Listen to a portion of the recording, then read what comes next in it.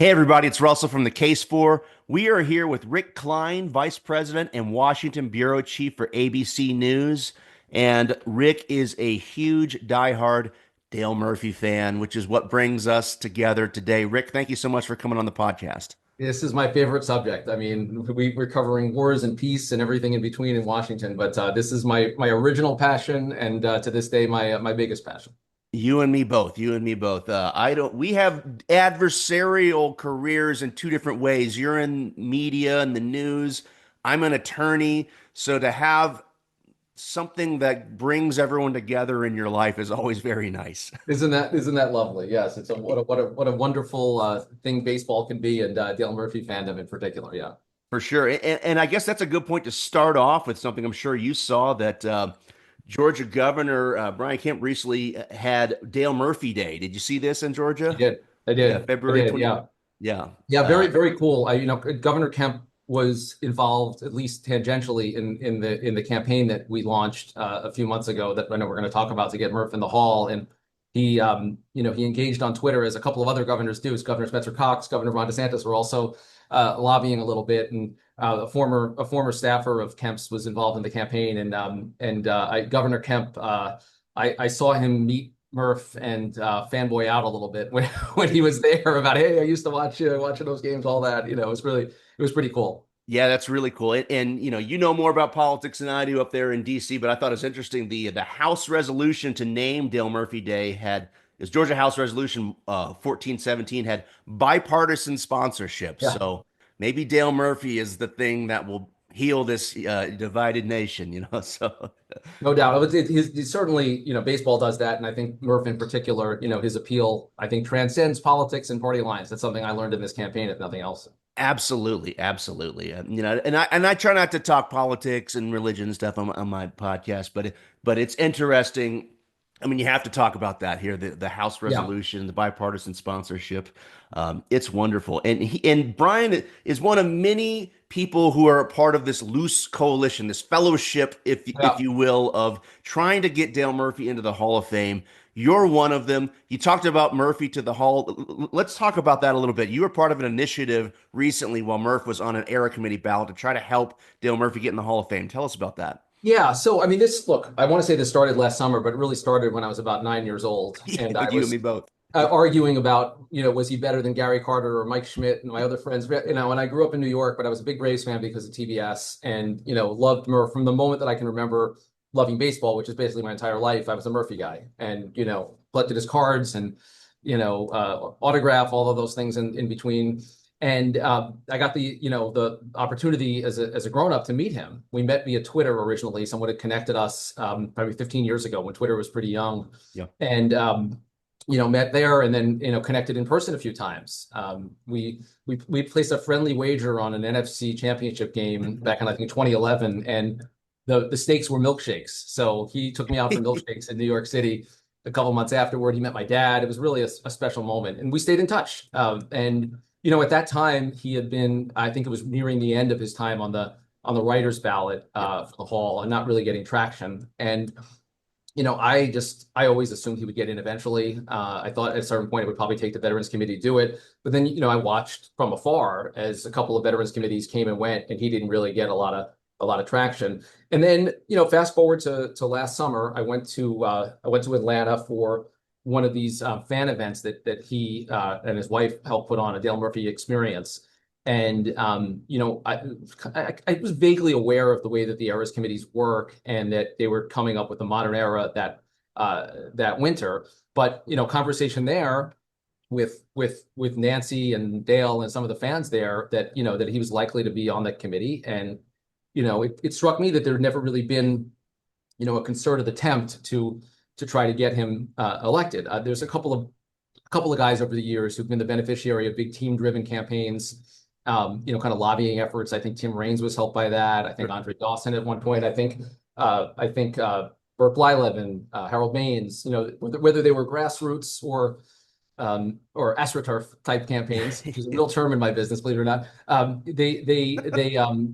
They existed, and people were aware of them going into the voting. And I knew the limitations. Ultimately, these are just a group of voters, 16 of them that get to make up their minds, whatever. But I certainly didn't want the moment to pass without really thinking through what could we do to boost Murphy's candidacy and his profile. And I talked to, I want to say I made about, I decided to report it out, basically. I probably talked to 80 something people in total that summer and into the fall to just try to make sense of what it would take. These are baseball writers, a couple of Hall of Famers, people that worked, for teams, or had worked in conjunction with a lot of them are broadcasters, a lot of people that are just involved in the baseball world. It's not really my world, but I can leverage my connections with a couple of people here and there, and suddenly one person leads to 5 more, leads to 10 more.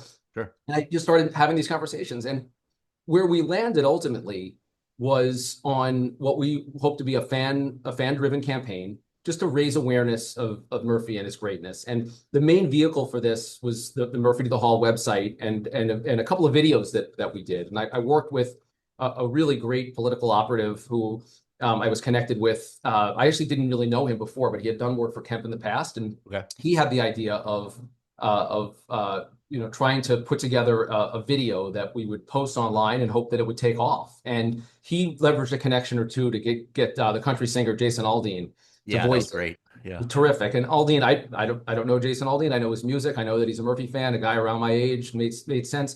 And he was kind enough to lend his voice to that.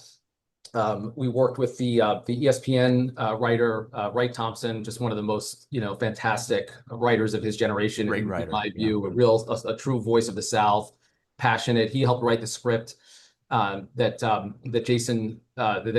Jason voiced for us, and they put together a very professional looking video. And it was fantastic. Yeah, thank you. Yeah, it was great. And the idea was we wanted that video to make a splash, just so that people would be aware of this campaign, and then start to share their own memories.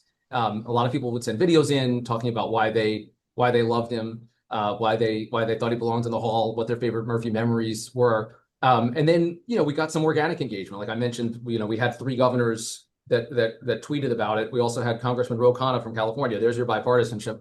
Exactly. Again, Ro Khanna, I think, born the same year as I was, and grew up in Philadelphia. Another, a fan from growing up. Spencer Cox from Utah. DeSantis growing up in the South. and kind of drew this cross section just in politics. Then we got other folks. Mike Mills from REM, who had written a song years ago. To the Veterans Committee, yes. To the Veterans Committee of the Baseball Project. Yeah. He endorsed he said, use the song however you like, and it was a great buzzy, entree, because it literally is Dale Murphy to the Hall of Fame. That's the song. You see the guitar behind me. I have a video of me on Twitter doing a poor rendition of that song. I love it. So yeah. I love it. And just other people, Michael Kelly, who's from House of Cards. Big Braves fan. Big Braves fan. It turns out he grew up next door to the Murphys. And was friends with some of their kids. And Murphy, when he was at the height of his fame, would come out and play wiffle ball with him and his buddies in the neighborhood. I didn't know that. That's story. I just figured it's because he's from Atlanta. I was like, that's all you have to say. Yeah. Particularly the Murphy connection. He was his neighbor. So those kind of connections. Killer Mike, the rapper. Yeah. Stopped by TMZ once and just suddenly talking about how Murphy needed to get in the Hall of Fame, and we realized, okay, we reached exit velocity here. This is people are. People are noticing this thing. It's really cool. I mean, to get that kind of cross section of celebrities and politicians and just random people, and it got to a point where we're talking up as much as possible just to get to kind of get it in the baseball ether. And Sure. we saw MLB Network. Brian Kenny did a couple of segments on it. Bob Costas weighed in, talking about what a great thing it would be for baseball, and we got the buzz going. And we did another video with Ernie Johnson, who. Of course, his father, as any Braves fan would remember, was the voice of the Braves, and former Milwaukee Braves player, and he's a legendary broadcaster. Ernie did a video with us as well. We got a video with one of Murph's kids and his family. We just a lot of different kind of entrance points on this to try to build the buzz up to the voting in December. Yeah, those videos were great. I love that they had the Tracy Ullman version of The Simpsons in the 1987 one. I'm like the old part school. Of the point, and I'll give credit to the to the guys that I worked with on this, that they wanted to place this in the 80s. They wanted people to remember where you were in 1982 or 1983 or 1987. Exactly. And I, as I watched it, I saw these I saw the posters on the wall, and my mom actually texted me and said, "Did they shoot in your living room?" And I'm like, "No, that poster is everywhere. Like every kid Yeah. had a Power Alley poster, Oh those yeah. those were everywhere." But yeah, all those, E.T. and Ronald Reagan, like all you're a child of the '80s. You associate those Exactly. things every much bit as much as you do with Dale Murphy and the powder blue jersey that's right behind you right now. Yeah, of course, of course. I saw Murph. He was on 680 The Fan Atlanta last week, and there's a couple things we can talk about there. But Yeah. he used the phrase TBS kids, and I was like, oh, he's talking Yes. about us, you know. So yeah, people who grew up in the 80s with Murph, it's great, Yeah. and it's interesting because not to get too much into the stats, but you talk about equating Murph with the 80s. But when you look, I've gotten into this in my podcast episode Yeah. about Dale Murphy. He's in the leaders for the 80s in hits, home runs, total bases. Yeah. I believe he's second to Mike Schmidt in home runs in the 80s. I think he's the leader in hits and total bases. I believe It's Eddie second in Murray. RBIs behind Eddie Murray. Yeah, Like it's exactly. Yeah, up Eddie there Murphy's top. first. Yeah. Yeah. But he's right there on the leaderboards and all the major Yeah. counting stats for that decade. So he's an iconic part of the 80s in baseball, not just in terms of the fandom, but in terms of the stats too. And not to get too much into Yeah. my No. podcast, but I'm sort of like you. I grew up in well, you're from up in New York. I'm from Yeah. Atlanta, so Yeah. but we're about the same age, same generation. Grew up loving Dale Murphy, and then as you started to see he wasn't getting in the Hall of Fame, I was like, this is a travesty. He starts getting on the era committee ballots. And it was a few years ago, I thought, I enjoy the Hall of Fame discussion, but I really started my podcast because of Dale Murphy. I know, Look, I know. I listened to it. One of the ways we connected is one of the things I was doing and doing research for the project that we would launch was to try to sure. just find as many people who have weighed in on this publicly. And I stumbled across your podcast, listened to a bunch of episodes, including your Murphy one, and you talked about how biased you were on this question. It was Yeah, yeah, I'm it not was music for the objective. podcast. You have a homer on it, but no, I mean that's part of the point. And like, yeah, I can go on the stats with you all day long if you want. And if you extend the window from 1980 to 1990. Schmidt retired in '89, so he Yeah, actually had more homers than anyone in that 11-year period. there you go. And, Yeah. I think it was Governor DeSantis who said on Twitter at the time, how could you possibly have been a baseball fan in the '80s and not think that Dale Murphy was a Hall of Famer? It's a point that I think Bob Costas has made as well, that sometimes maybe we overthink the Hall of Fame discussion. Sure. Obviously Dale Murphy should be a Hall of Famer. Absolutely. Obviously he should be a Hall of Famer. And you can argue statistically about whether others belong or not. And there's the steroids era that came next, which I think really impacted the way he was perceived. But I've felt strongly again since I was 8 or 9 years old that this is the right thing. And in researching it, I came away more convinced. Truly, I tried to be as objective as possible with the stats and with comps, and I walked away thinking, he 100% belongs. Absolutely. And you mentioned the steroid era, and you have to mention this because the timing, he debuts on the ballot in 1999. Yep. And right in the heart of the steroid era because 98 you saw Bonds, I'm sorry, Yep. Sosa and McGuire. Mhm. 99 both in 98 and 99 McGuire and Sosa both had over 60 home runs. In 2000 Sosa had 50. 2001 of course Bonds had 73, Sosa 64. So I've mentioned this in the pod. When Murph debuts on the Hall of Fame ballot, the baseball writers ballot, Yep. his 398 career home runs, his career high of 44 seems quaint. It Yes. doesn't have the same impact as these guys that are putting up the video game Yeah. numbers. It's a critical point. I mean, the 398 homers. He retires in 1993 with that number, too short of 400. Could he have stuck around as a DH in the American League and got a couple more? Probably, but he went Probably. back. We got 8 kids, helped raise the kids. But when he retires, that was 26th on the all-time list, 398. Exactly. Yeah. Today, it's like 65th or something. And Yeah. and right, the timing between 93 and 98, you saw the numbers change. And you're right, all of a sudden they're putting up Nintendo numbers and Yeah. things look different in the moment. And I think his stats did look different in even 98, 99, 2000 than they would have if he had been on the ballot in 1991 or 1992, just ahead of that era.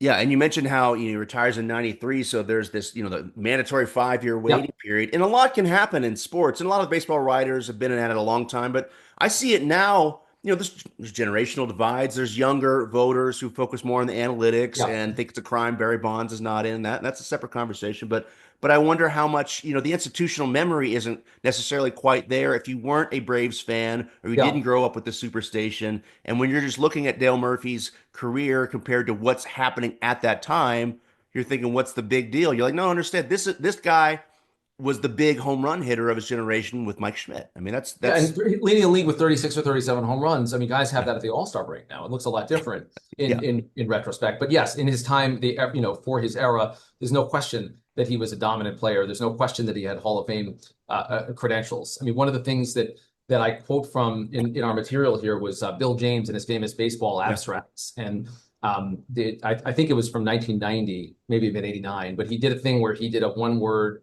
a synopsis of the top X number of players, and he would, talk just one word, and it's one word for Dale Murphy, Cooperstown.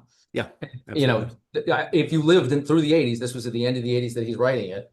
You believe that it was a no-brainer. It was no question. And you're right. Like he was up against initially, he was on the same ballot, I think, as Brett Yount and Nolan Ryan. Carlton Fisk wasn't even a first ballot Hall of Famer Yeah, at that time. And there were just all these studs who were, kind of ahead of him in line. And I thought what would happen would be, he wouldn't get in the first year, but he'd keep getting that 15% to get to at the time. I think he had to, or maybe it was 5% at the time. He had to keep growing on that a little bit.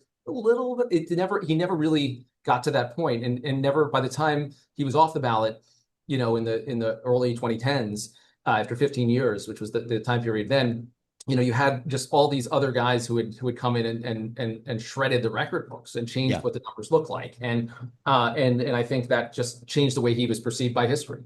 Exactly, exactly. And it's funny. I call that era the recent home run extravaganza. Yes, When we want yes, to get straight, we'll call it the steroid era. If I'm concerned about legal aspects, I call it right, the recent home run extravaganza. Either one works. It is what it is. It's commonly known as the steroid yes, era. We don't have to necessarily imply anybody. I mean, some of the people I've just mentioned have already admitted to it, so we're not getting right, into legal hot water here. But it's yeah, it's interesting because Murph. Two things I want to talk about. You talk about how he was on some loaded ballots. I don't know if you've listened to my John Franco episode. He was, I mm, believe, a one and done.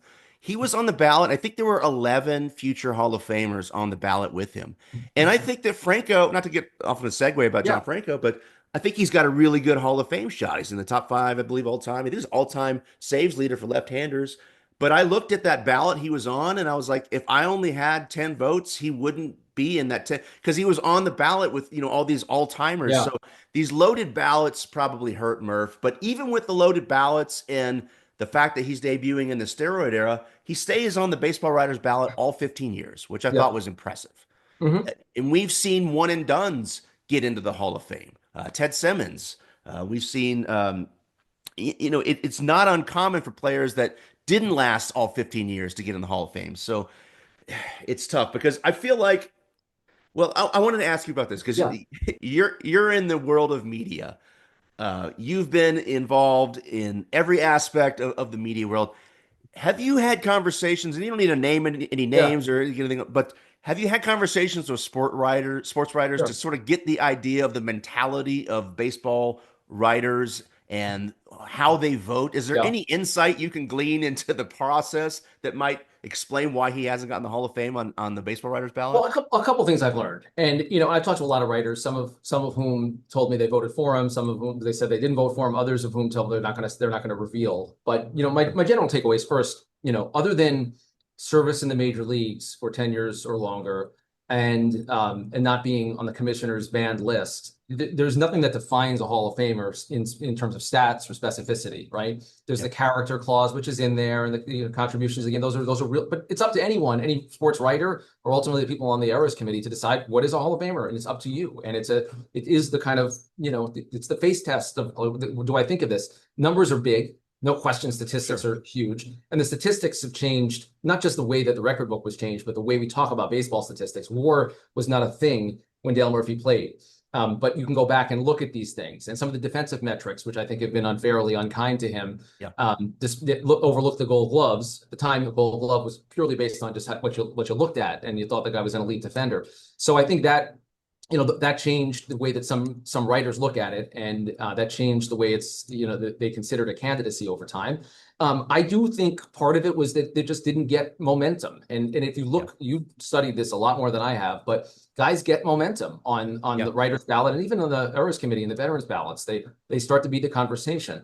And that's what we tried to do this time, frankly, was to create a sense of momentum. I knew that we weren't going to penetrate that room. There were 16 men and women who are going to make this decision, and they can filter out anything they want. But what I wanted to do was to get in their heads about this, that this was something that was the right thing to do, that had support, that people could get behind and feel good about. There were a lot of people talking about, the potential for Don Mattingly and Dale Murphy getting it at the same time, which I Yeah, that thought would be American cool League, National League, just two good, solid guys. As a New Yorker, that would have been like beyond a dream. for And sure. it would have felt, I thought, like a great American moment on the 250th anniversary of the country to have those two men in Cooperstown this summer. That would have been a really special thing for fans across the country. Both guys that are from very popular franchises that weren't that good when they Yeah, played. Neither of them won a World Series. I thought there would be a nice symmetry to that. But ultimately, I think the voters in the room weren't thinking like that. I think what I can understand, they looked at it and they thought, Jeff Kent, best power hitting offensive second baseman ever. yeah, And that was an easy one to have consensus around. Beyond that, I don't know how individuals voted. I do think that, your point about the way that the composition of the writers and the room changes, my hope moving forward, because he'll be on potentially in another 3 years and then maybe another 3 years after that, is that as more people serve on the Veterans Committee who saw him play, mhm, guys that are in their 40s and 50s and not their 70s and 80s. I saw Jeff Kent after he was inducted saying that he thought Murph belonged in the Hall of Fame. yeah, You that know, was I amazing. Yeah, it's a great. So I think like when you have more of the Kent era, Frank Thomas, Derek Jeter era, if those guys are willing to serve on the committee, that you might have some momentum in the future because guys, he was the favorite player of a whole swath of this country. Guys that wore number three because they loved Dale Murphy, and a lot of them became major league players themselves, and some of them became Hall of Famers. So it's Exactly. possible that just the mere makeup. But look, people make their decisions whatever they want, and I think especially for the players who vote, it's very hard for, I'm not going to be able to, not like I even tried here, but I didn't try to tell Jim Cott or Fergie Jenkins, what a Hall of Famer is or what it isn't, Sure. right? Like those guys, I didn't expect that you can convince them. Um, I'm sure that I know that for a fact that some of the writers in the room were looking at our stuff. It was sent in. The Hall of Fame, Sure. Josh Rawitz, the president, makes clear if you send them something, they get it in front of the writers. And he was aware of our campaign and welcoming to, and solicitous to what we had. We had the Georgia State Hall of Fame, which Murphy's a member, put together a great glossy brochure that we put out there. So we were trying to hit this at a lot of different angles, but ultimately the voters in the room don't even know how the other voters voted. They know the vote total, but they don't know for sure what who was on Team Murph and who wasn't. Yeah, it's a bit of a smoke-filled room mystery to me. And I mentioned on the podcast, I think you can get a better idea of the players and or former players, managers, because a lot of them have come out and said, oh, Yeah, this player was good. To me, it was like the executives and the yes, owners that were a very hard to wild read. card. Very hard to No read. idea. They don't. A lot of them aren't on social media. They don't really talk Yeah, publicly for various business, legal reasons. And so I'm like, I have no idea. no idea. You know Yeah, what the, yeah, same. I found that to be frustrating. I mean, I was, obviously, we started this even before we knew who was on the ballot. We just presumed that Murphy would be on the ballot yeah, because he was one of the leading vote getters last time. Um, but then when the ballot was released, it was like, all right, now our campaign goes into overdrive. Now who can we reach that knows Ozzie Smith or Robin Yount and yeah, with the executives, there really wasn't much I felt like that we could do usefully, and we want to be respectful to these guys too. Like it's sure. hey, Rick Klein telling you that your favorite player should be in the Hall of Fame is not like a welcome piece of information for the most part. So Yeah. we tried to, use stats and make that argument. The emotional argument that we did with the fans kind of stopped a week or two out, and then it became about the stats and the numbers and really drilling that in. Exactly. Because I do think that's the thing that you can't change, and that no matter what else you say, I mean, I think Murphy in some ways has suffered over the years for being a good guy because Yeah. I think people have made an assumption that you need to lean on the fact that he was a great human being and is a great human being and a great humanitarian and giving and generous, all those things to make up for the fact that he didn't have the numbers. And I just don't think that's the case. But I think the good guy image, in a way, like the character clause is there. It's been It's used to there. exclude people many, many times. But has it ever been used to include someone? I don't think it has. And I think it actually, in some ways, hurts the good guys because it feels like you're missing something. Absolutely. And that's a common argument that always comes up with Dale Murphy fans and people that want to see him in the Hall of Fame. And I agree with you. You shouldn't use it as sort of a shoehorn to get someone that Yeah. maybe doesn't have the stats. He's got the stats. even if off the field, if he were a jerk, he's not. If he, Right. I would still say he belongs in the Hall of Fame Sure. for all the reasons of the stats and the hardware and stuff. And there's some players that you're like, okay, maybe he's not the nicest guy, but he's still a Hall of Famer. But Murph is a nice guy. And to your point, on this very ballot that he was just on, again, I don't want to name names, again, but Yeah. we talked about steroid era. There were some players there associated with steroid era, there, and we've seen players, players who have admitted who aren't in the Hall of Fame and have said, I mean, I'll say Mark McGuire went on had an interview and he's like, I've accepted the fact I'm not going to be in the Hall of Fame. And that Mhm. takes I applaud Sure. Mark for being honest.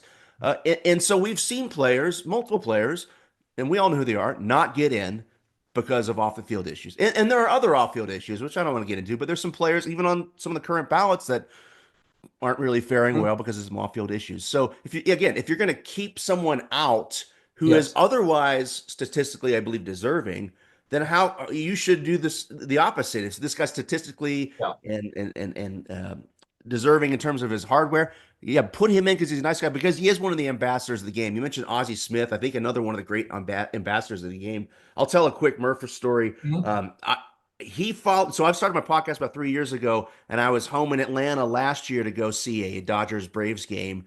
And I flew into Atlanta and saw my Twitter X, Dale Murphy follows you. And I was like, no That's way. That cool. was That's like pretty cool, right? a super cool goosebumps moment. And then literally the next day, I'm at the Braves game with my brother and some friends, and we run into Dale Murphy. And he sees me Amazing. and he's such a great guy. I didn't want to bother him. He comes out of his way, walks over and says hi to me and shakes my hand and says, hey, you just followed me on Twitter. I have my podcast. We start talking and and he said, hey, let's get a picture. I wasn't trying to bug him for a picture on that. But I said, Murph, man, I started talking about the case and he's so humble. I Yeah. said, you belong in the Hall of Fame, etc. He immediately changed the subject. He's like, well, what about Andrew Jones? I was like, okay, he doesn't want to talk about himself. He talks about Yeah. Andrew. And I said, Andrew Jones, I don't take claim to this phrase. Other people said it. I said, he's Ozzie Smith with power. And Dale laughed. He said, yeah, Ozzie. And then he starts talking about Ozzie Smith. I was like, oh, yeah, these guys know each other, Ozzie and Yeah. Dale, They played two together. ambassadors of the Yeah. game. Yeah. How can you? And it's funny because Ozzie Smith, I don't want to get off on Ozzie Smith, but he's one of these players. Some people on the internet get into the advanced statistics, and I've heard a lot of, Ozzie Smith isn't a Hall of Famer discussions. His career batting average, I think, is like 256. He's got, I think, 2,600 hits. But he's a defensive wizard. I'm like, he's got all these gold gloves. He's one of the greatest defensive shortstops of all time. So I don't put. I've said this before publicly. If you come out as there's two players that get a lot of and there shouldn't be in the Hall of Fame, and for whatever reason, Lou Brock and Ozzie Smith. And if you come out as Lou Brock and Ozzie Smith should be in the Hall of Fame, I am not on your team, and I'm also on the Tony Gwynn is overrated. If you come at me with Tony Gwynn is overrated, I will be angry. No, I'm not gonna try to compete on that. And like, and Yeah, I went into the campaign too. Like when Harold Baines was elected, I'm not gonna lie, I thought, this Dale Murphy belongs over Harold yeah, Baines. And a lot of people have speculated over the makeup of the committee that year. It happened to include Jerry Reinsdorf and Tony La Russa. And Tony. would it Yeah, would have happened with the different makeup of the committee? That's one of the sort of flaws in the process is that you're stuck with whatever the committee happens to be in that particular year, right? yeah, You're also stuck with in the way that they pit other players against each other just by nature of who's chosen for the ballot. But yeah, I mean, to stay on your theme of just Dale Murphy being a great guy, I mean, the idea that this kid from New York who idolized him would be able to call him a friend as an adult. The first time I met him, I went for a handshake and he gave me a hug. yeah. That's And awesome. I've seen the selfie thing that you said in public many times where someone comes up and they don't know what to say. And he's like, hey, you want to get a picture? And Yeah, it just disarms them. And he really is that. And he's a good human. His family is magnificent. And I do think, at some level that he's wanted this. I think it sure. means more though to his family overall and to his fans. He's got 8 kids, and he made the point that a bunch of those kids really didn't see him at the height of his fame. They were babies, they were young at the time, and so one of the things after the fact, his wife mentioned this that really since he retired this past summer and fall, that was the first time that since he played that they felt this massive fan outpouring that he was part of the conversation again. And I think for a guy that's been out of the game for 30 something years, it was special to see that again. And even though we fell short, I felt like that was a success to demonstrate for him, to demonstrate for his family, our love for him. It doesn't change my life that he's not in the Hall of Fame, but it kind of does. Right. Yeah. It's still meaningful to me in a way that, it wouldn't obviously be meaningful, or it shouldn't be meaningful for individuals. But I invested a lot in him as a fan, and I feel like I got repaid many, many times over with him being who he is as a person, as a player, as you say, an ambassador for the game. Yeah, absolutely. And it's interesting. I was thinking the same thing as you is, you're not in that smoke-filled room, but if you can make a dent, Yeah, if people can sit down and say, "Hey, Dale Murphy, there's a lot of fans that want him in." I'm like, "We've done our job." that's And right. you've got a little bit more of a clout than I do. I'm just a guy on a podcast. You're on the news We on tried. I TV. I'm mean, not. Yeah. I'll say I went down to the winter meetings where the voting was happening. I emailed Major League Baseball. I was very honest and said, look, I run the Washington Bureau for ABC News, but I'm actually want to go in a personal capacity because I'm part of this campaign to get Dale Murphy elected to the Hall. And they gave me a press credential and I could hang out. And, I talked to, the MLB guys, Harold Reynolds and Brian Kenny, coming and going on the set, just the way they weren't hearing anything we weren't hearing, but Yeah. they knew of what we did. They were very aware of this That's campaign. cool. And you're right. It would be mentioned a bunch of times, like, oh, he has a whole, slick ad campaign with Ernie Johnson and Jason Aldean involved in it. And you see this Killer Mike thing, and Chipper Jones was commenting on it in a podcast. Like, it got out there in a way that I think did, whether it made a dent, I don't know if we got him another vote. I covered politics my whole life. Like, at the end of the day, there's a scoreboard there, Yeah. and you can measure this and say, okay, we didn't, he didn't get 12 votes, he didn't get in, he didn't get any more votes than last time even. But I do think it was, yeah, I know it was meaningful for him. I know it was meaningful Yeah. for me and for the people that I got to connect with through this project. And I think, for the baseball conversation, if people of another generation are talking about Dale Murphy in that conversation, that's appropriate as far as I'm concerned, because I'm not going to be in that room, but I Yeah. can try to do what I can do to try to influence the conversation.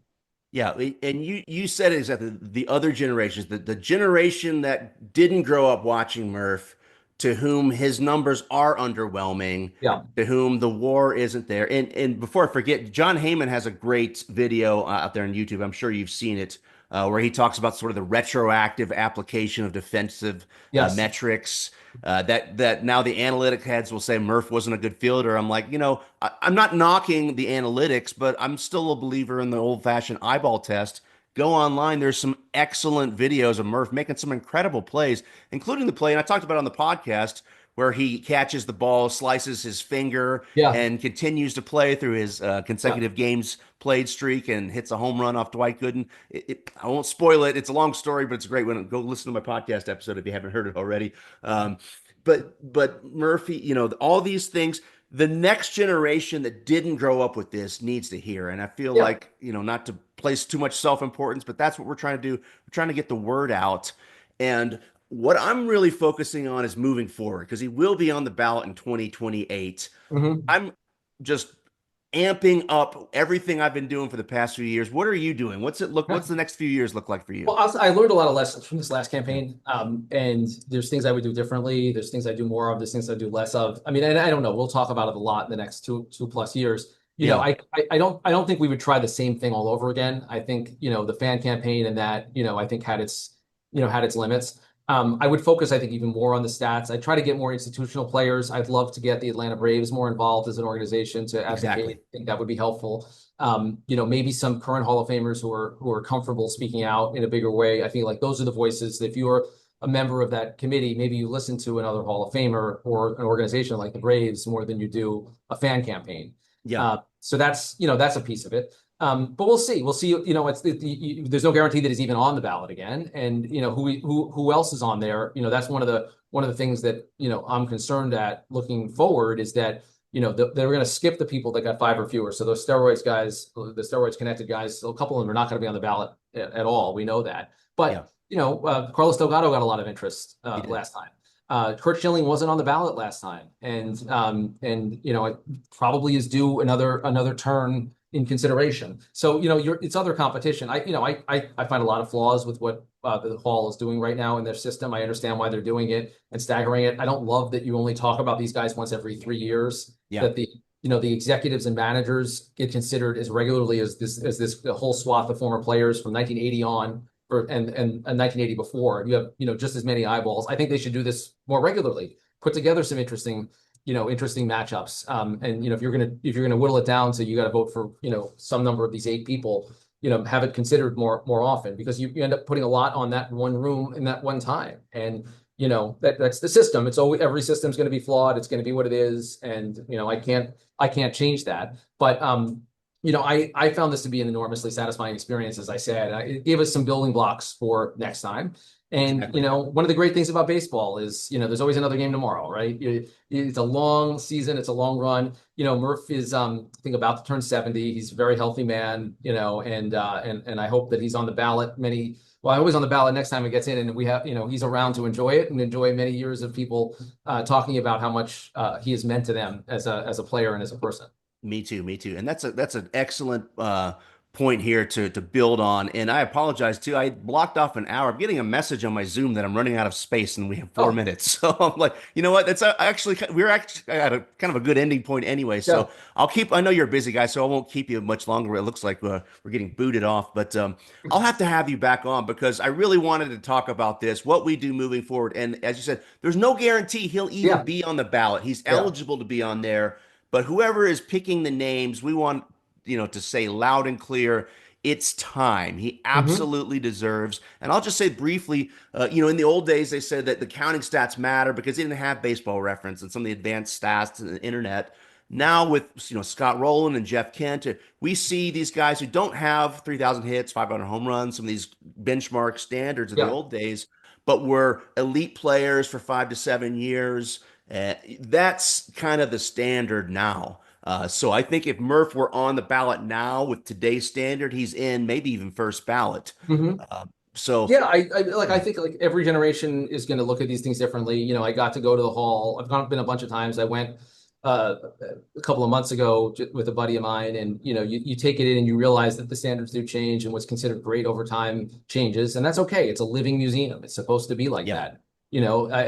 Murphy deserves a spot there. There's no question in my mind. There's a lot of other men who are, who deserve it, or or various degrees of that, and it's up for people to determine. I know what he meant to me and continues to mean to me. I know what he meant to thousands of other TBS kids, kids who just connected with baseball from an early age. And, I don't, it's the people that have, had tough home lives and that was their mhm, outlet or things like that. I'm not that. I had a very happy childhood. I didn't need Dale Murphy to make me feel better about, my situation in life, but I loved watching him play and I love learning about him and rooting for him. And I've gotten so much out of that over the years that I want to be able to give that back to him, give that back to fans, and hope that, people walk by a plaque for many centuries to come that they associate with what he meant to that era and to the game of baseball. exactly. And I hate to sort of cast it off as sort of the real Hall of Fame as the friends we made along the way sort of thing. I think he is eventually going to get in. Yeah. And everything, that happens for a reason. And the fact that it's taken this long, if anything, if there's one positive, it's that everyone that had these experiences, like you, like me, Yes. are all pushing for it. And I know that when it happens, it's just going to be so much fun. And I've already told my wife we're going to Cooperstown. Oh We're yeah, going no to book question. everything. We're going to have a No big question. weekend. Book it in advance. No, listen, I did a piece for Nightline on ABC that drew on some of this, but I got to meet Murph a couple of summers ago at the Field of Dreams, and like Yeah. that being itself a dream, and the way that baseball and it has this mythic presence in it. I totally agree, and it is what you get out of it, and the memories you share with people. And for me, a lot of them are involve good old number three. Sounds good. Well, looks like we're running out of time. So, Rick, I want to thank you. I'll have to have you back on as Yeah, the years go anytime. on. So, I'm going to Like pause I the said, recording. We'll favorite chat real quick. subject. Thanks. Thanks.